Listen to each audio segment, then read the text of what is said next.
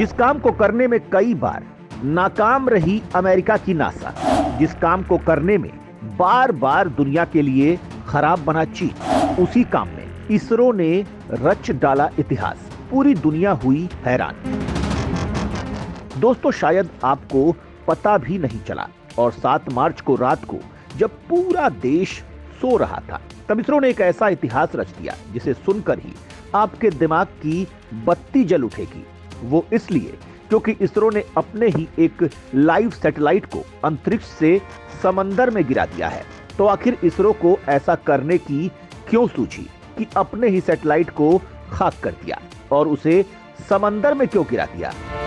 दोस्तों, ये बात मैं आपको बताऊंगा, लेकिन उससे पहले जरा आप जान लीजिए कि अमेरिका, रूस और चीन इस काम में बार बार नाकाम हो रहे हैं। फिर चाहे स्काई लैब का मामला हो या फिर हाल फिलहाल में चीनी स्पेस एजेंसी के रॉकेट्स के बेकाबू हो जाने का मामला, ये दुनिया के लिए खतरा बनते रहे। लेकिन इसरो की टीम ने इस मामले में एक नया ही मुकाम तय कर लिया है। इसरो ने पूरी सटीकता के साथ अपने इस बेहद चुनौतीपूर्ण मिशन को अंजाम दिया है। इसरो ने धरती पर गिराया अपना ही सैटेलाइट। 1000 किलो वजनी मेगाट्रॉपिक्स 1 सैटेलाइट क्यों हुआ राख? इसरो ने अपने धांसू सैटेलाइट को क्यों किया डी ऑर्बिट? भारतीय अंतरिक्ष अनुसंधान संगठन इसरो ने 7 मार्च को अपने धांसू मौसम उपग्रह मेगाट्रॉपिक्स 1 सैटेलाइट को बड़े ही नियंत्रित तरीके से धरती पर गिरा दिया है। इस सैटेलाइट का वजन 1000 किलोग्राम के करीब था, जिसे 12 अक्टूबर 2011 को इसरो और फ्रांसीसी स्पेस एजेंसी CNES ने लॉन्च किया था, ताकि उष्णकटिबंधीय मौसम और जलवायु परिवर्तन की स्टडी की जा सके।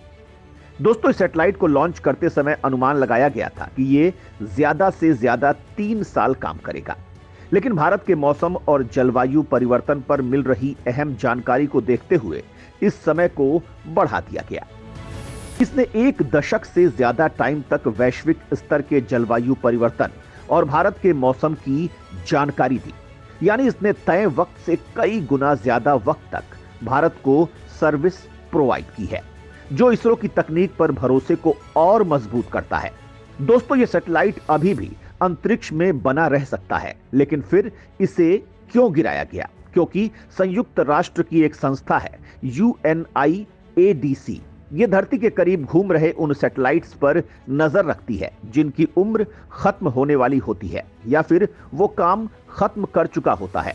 संस्था उस सैटेलाइट को छोड़ने वाले देश से कहती है कि ये सैटेलाइट अपना जीवन पूरा करके धरती पर गिरे, उससे बेहतर है कि आप उसे गिरा दो, ताकि सैटेलाइट के गिरने से किसी तरह के जान माल का नुकसान ना हो।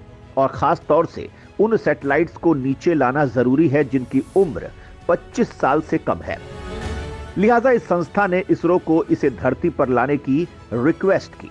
साथ ही कहा कि सैटेलाइट को जमीन पर लाने के दौरान कोई पोस्ट मिशन एक्सीडेंटल ब्रेकअप ना हो, लिहाजा पैसिवेशन की प्रक्रिया को पूरा करने को कहा गया है।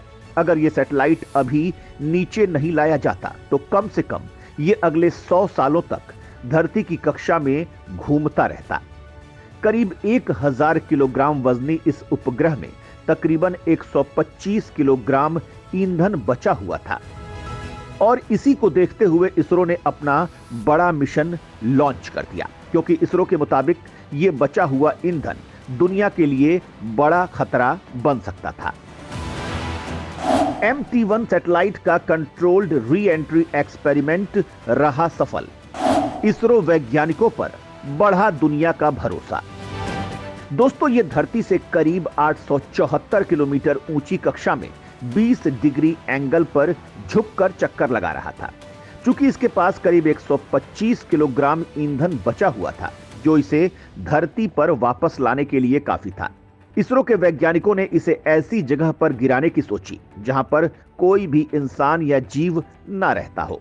लिहाजा उन्होंने प्रशांत महासागर की एक जगह को चुना। दोस्तों, बड़ी बात तो यह थी कि इस सैटेलाइट को वापस लाने के हिसाब से नहीं बनाया गया था, इसलिए इसरो को इसकी धरती के वायुमंडल में कंट्रोल्ड एंट्री के लिए एड़ी चोटी का जोर लगाना पड़ा। इस मामले में आपको खास बात बताऊं तो इसे गिरने के लिए इसरो पिछले साल अगस्त से जुटा हुआ था।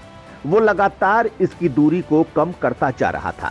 इसमें बचे ईंधन के जरिए इसका ऑर्बिट लगातार बदला जा रहा था, जो 7 मार्च को जाकर धरती के नजदीक पहुंच चुका था। पृथ्वी पर पहुंचने से पहले 2 बार इसके बूस्टर्स को ऑन किया गया। इस प्रक्रिया को डीबूस्ट कहते हैं। इसके बाद यह सैटेलाइट वायुमंडल में एंटर हो गया। दोस्तों, इसरो ने इसका सिमुलेशन पहले ही कर दिया था कि इससे कोई नुकसान तो नहीं है, और इससे पता चला कि इस काम में सैटेलाइट का कोई बड़ा हिस्सा वायुमंडल को पार करके धरती तक नहीं आ पाएगा। दोस्तों, मेगा ट्रॉपिक्स 1 सैटेलाइट को प्रशांत महासागर में 5 डिग्री साउथ से 14 डिग्री साउथ के लैटिट्यूड और 119 डिग्री वेस्ट से 100 डिग्री वेस्ट के बीच गिराया गया है। दोस्तों, वायुमंडल में आते ही यह सैटेलाइट तेजी से जलना शुरू हो गया और प्रशांत महासागर के ऊपर समुद्र तक आते आते पूरी तरह से खत्म हो गया। यानी बिल्कुल हैप्पी एंडिंग हुई है, और इस बात से दुनिया ने इसरो की तकनीक और वैज्ञानिकों के कौशल को खूब सराहा है। दोस्तों, इसी के साथ इसरो के गगनयान मिशन से जुड़ी एक और गुड न्यूज सामने आई है।